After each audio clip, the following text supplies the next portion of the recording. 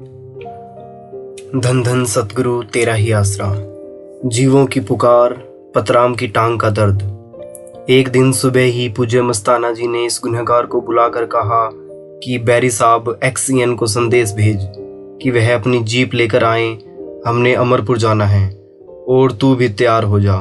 बैरी साहब जीप लेकर आ गए और हम सब अमरपुर डेरे के लिए चल पड़े। जब वहां पहुंचे तो गांव वाले इकट्ठे हो गए।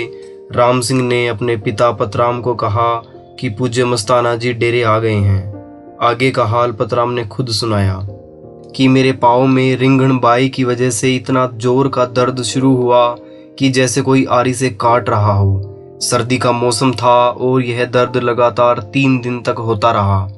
तीसरे दिन सुबह 10 बजे के लगभग मैं लकड़ी के सहारे डेरे की तरफ चल पड़ा ताकि वहां जाकर पूज्य मस्ताना जी को याद करूं, मगर मेरे पाँव ने काम न किया और थोड़ी दूर चलकर बैठ गया। दर्द की वजह से इतना रोया जो बयान से बाहर था।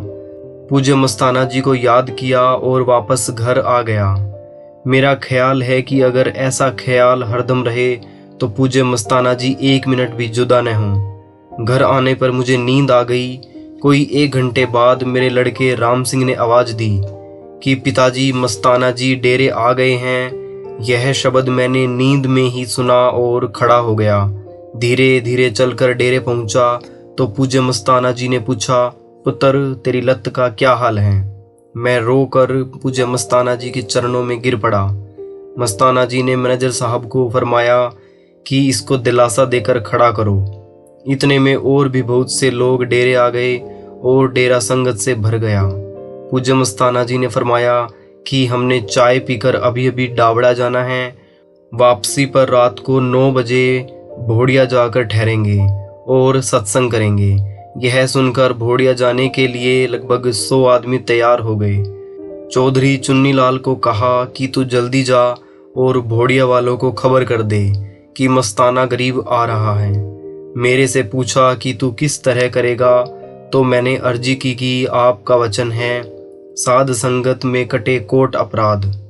इस पर फरमाया कि पुत्र तू हमारे साथ जीप में बैठ जा, हम तुम्हें सड़क पर उतार देंगे और तू वहां से बस से भोड़िया चले जाना। जब बस अड्डे पर पहुंचे और जीप खड़ी करके फरमाया कि तू बस पर भोड़िया चले जाना, तो मैंने कहा कि साईं जी मेरा भोड़िया तो तू ही है, मैं तो आपके साथ ही जाऊंगा। मस्ताना जी मुझे साथ ले गए। हम डाबड़ा पहुंच गए और वहां से रात के 9:30 बजे रवाना होकर 11 बजे भोड़िया पहुंच गए। वहां सत्संग फरमाया और 25-30 आदमियों को नाम भी दिया। फिर मैंने मस्ताना जी से अर्ज की कि यह तो मुझे मालूम है कि मर जाऊं, मांगू नहीं अपने तन के काज, मगर सब डॉक्टर और हकीमों से लाचार होकर अर्ज कर रहा हूं कि अब मेरा रक्षक तू ही है।